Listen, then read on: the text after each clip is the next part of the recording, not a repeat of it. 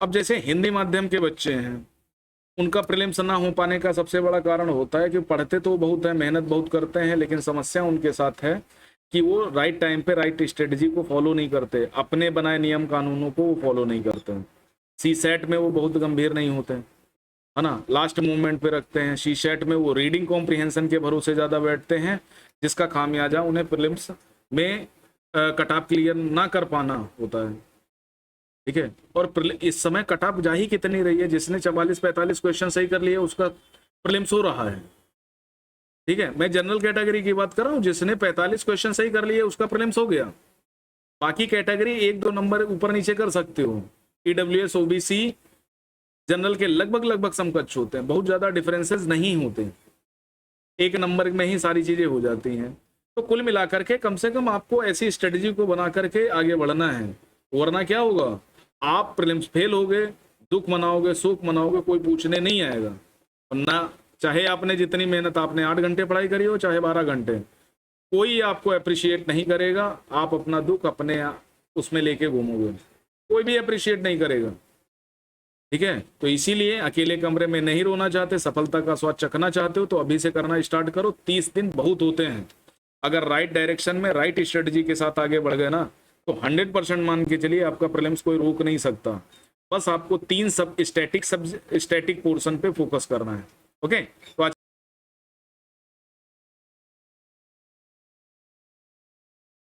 Hello everyone, welcome back to Axis IAS. I am Sandeep Kumar और आज हम बात करेंगे यूपीएससी प्रीलिम्स 2025, जिसके लगभग 1 महीने से कम समय बचा हुआ है और समस्याएं बहुत सारी हैं, सिलेबस बहुत सारा है। प्रीवियस ईयर क्वेश्चन पेपर करते हैं तो बहुत सारी चीज़ें समझ नहीं आती हैं।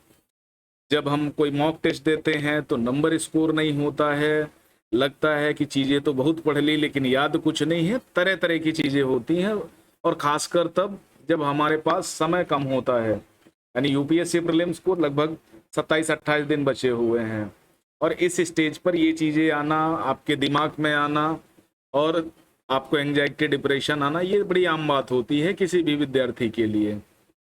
लेकिन कुछ चीज़ें ऐसी हैं जहां पर आप एफर्ट डाल करके बहुत अच्छा स्कोर गेन कर सकते हैं। उसके लिए आपको बहुत ज़्यादा नहीं करना, पूरे सिलेबस को रिवाइव नहीं करना, बस कुछ सब्जेक्ट्स हैं जहां पर आपको फोकस करना पड़ेगा। ओके, तो आप नॉट स्कोरिंग वेल फील कर रहे हो या टू मैच सिलेबस है, अभी बहुत सारा बचा हुआ है, हम कैसे प्रिपेयर करें, उसी का सोल्यूशन लेके आए हैं। तो सबसे पहले हम बात करते हैं थोड़ा सा बैक में।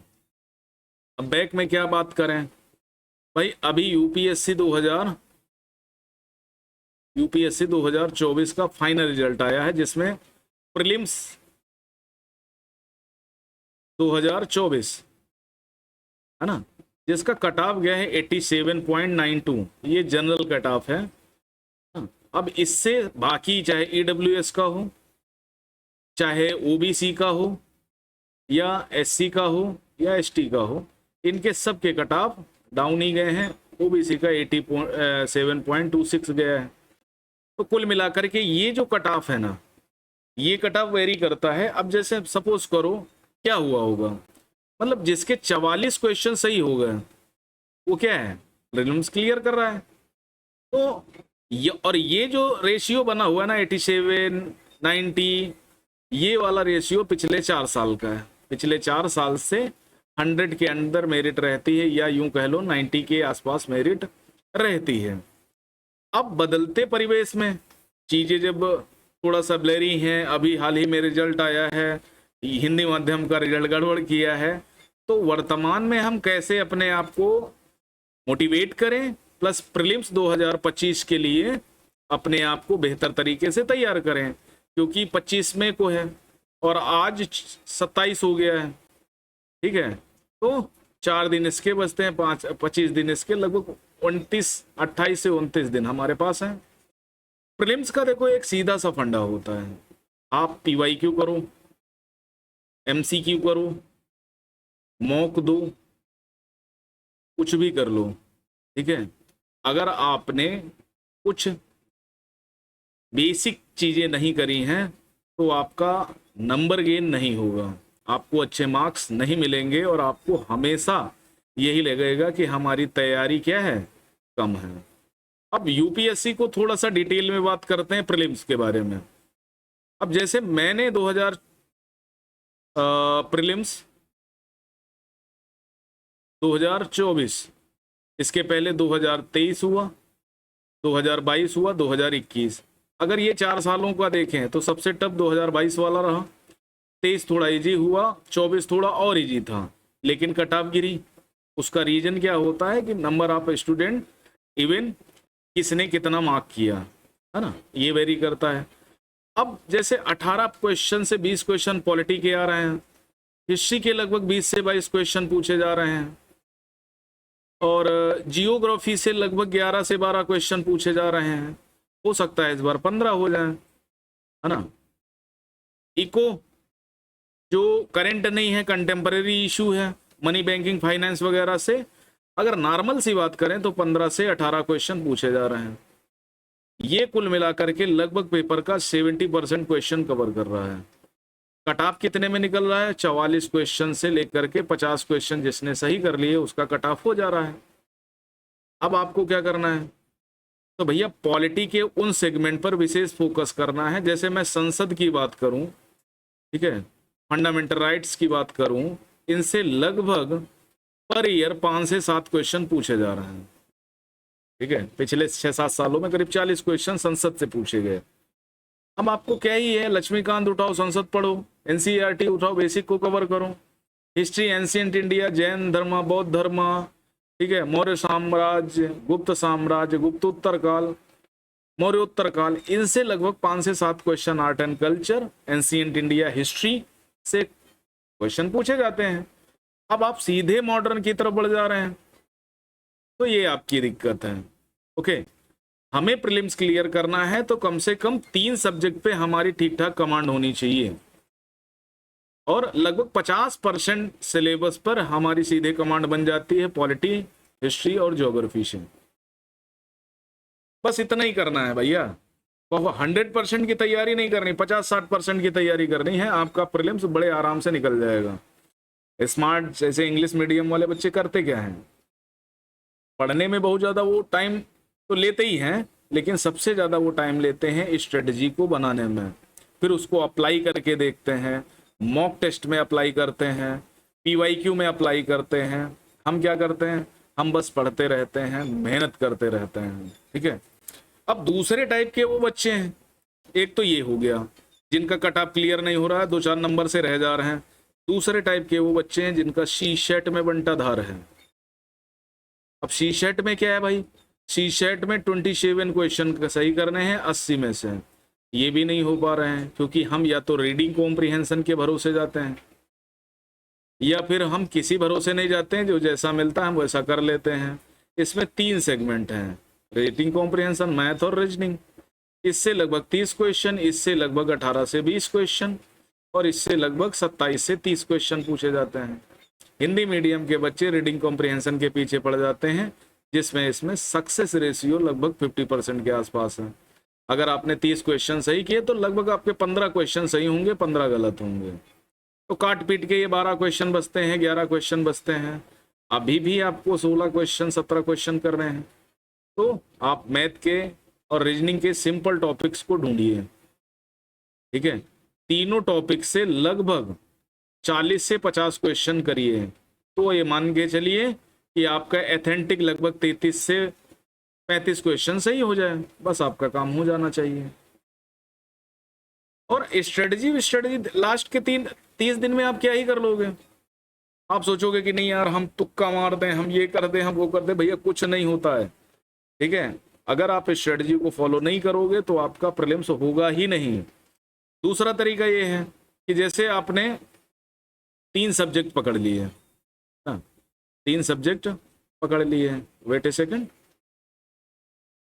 इसको स्लाइड को ऊपर ही कर देते हैं।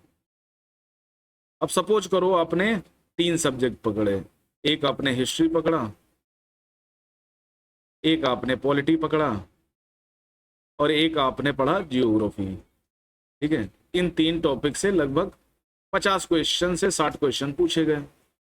अब आपने ये एज्यूम कर लिया कि इसमें यार बहुत हिस्ट्री में टफ हो जाएंगे, अगर 20 क्वेश्चन पूछे गए तो मैं 10 कर लूंगा, पॉलिटी में 18 क्वेश्चन पूछे गए तो मैं 12 कर लूंगा, ज्योग्राफी में भी 7-8 क्वेश्चन करने की फिराक में होऊंगा, तो लगभग 30 क्वेश्चन ये आपके बन रहे हैं। उसके बाद economy, environment and biodiversity, science and tech, ठीक है, विविध, इस इन 3-4 टॉपिक से लगभग 30 से 40 क्वेश्चन पूछे जा रहे हैं, है ना। तो कितने भी बुरे हो गए, कम से कम इनमें बेसिक चीजें तो आपको पता ही होंगी ना। तो बेसिक चीजें जब पता है तो लगभग 20 क्वेश्चन यहां से निकालो, तो आपके 30 प्लस 20 बराबर हो गए कितने, 50।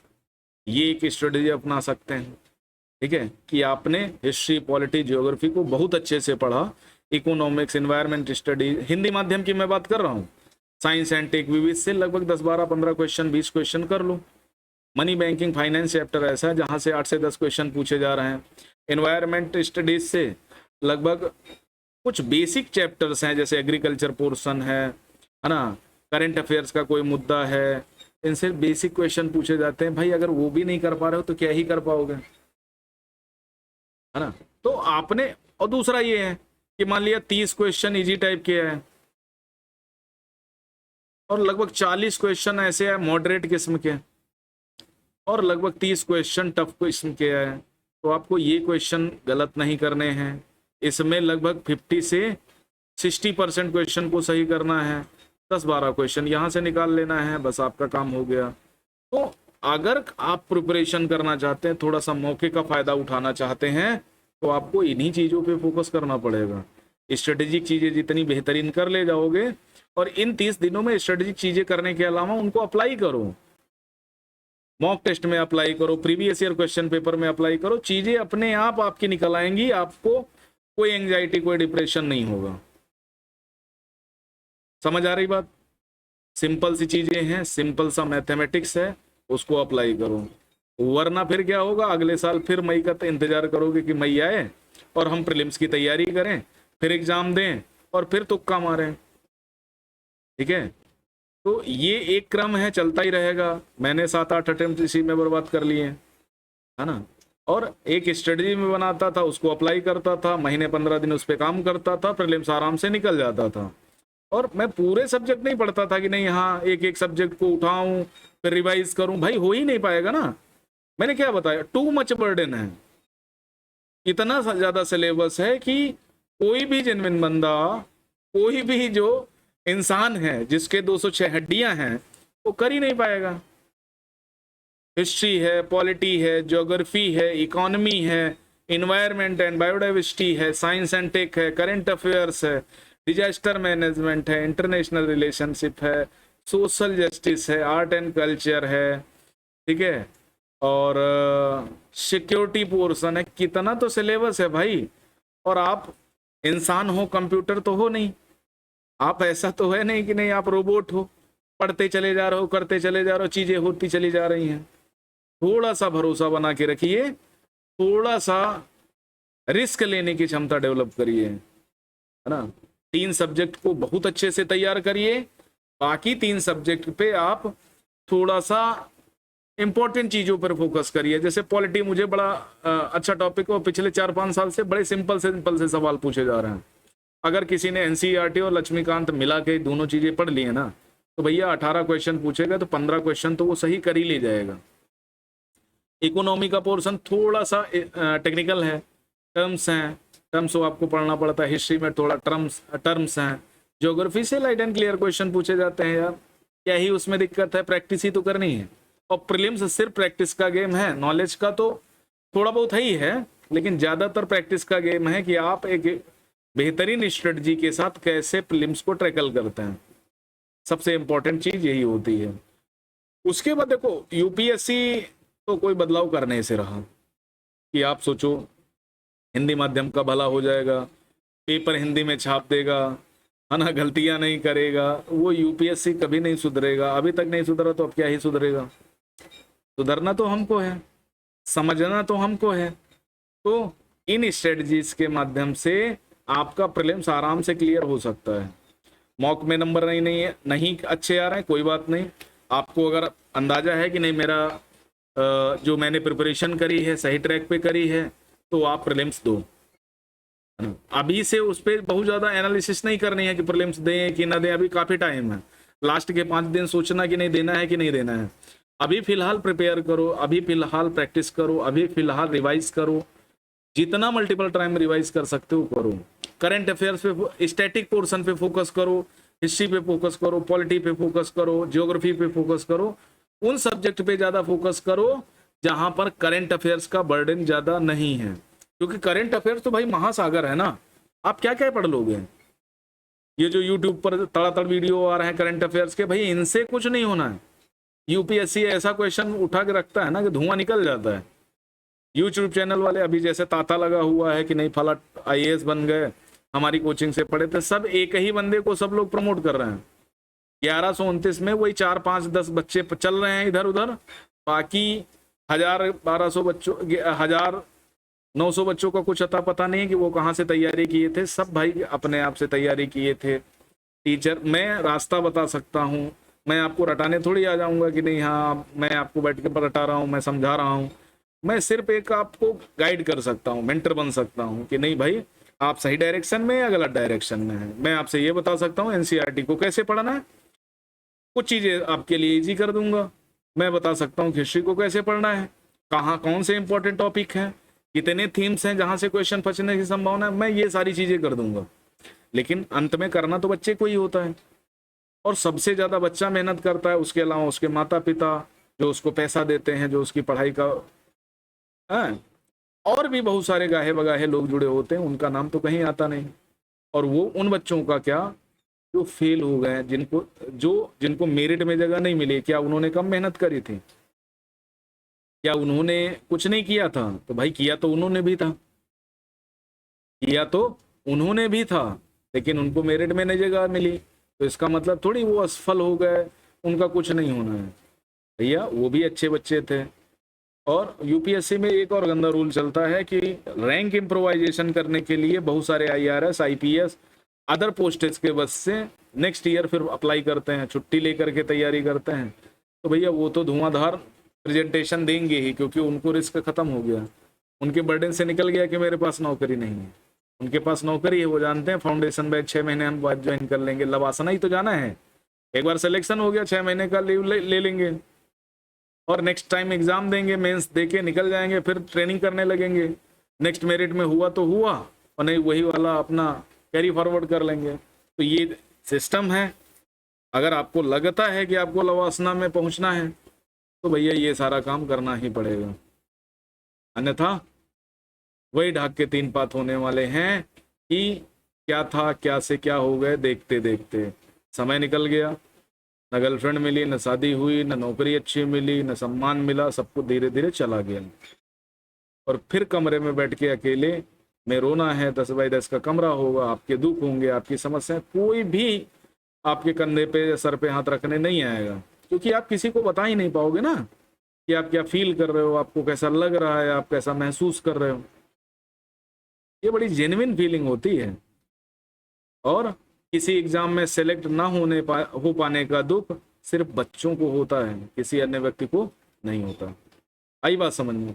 तो इतना करना है आपको, इतना अगर आप अच्छे से कर ले जाओगे तो आपके लिए चीजें आसान हो जाएंगी। अगर नहीं कर पाओगे तो फिर आप जानो, आपका काम जाने। ठीक है, तो आज के लिए इतना ही। थैंक यू वेरी मच, नमस्कार, मिलते हैं नेक्स्ट सेशन में, तब तक के लिए धन्यवाद।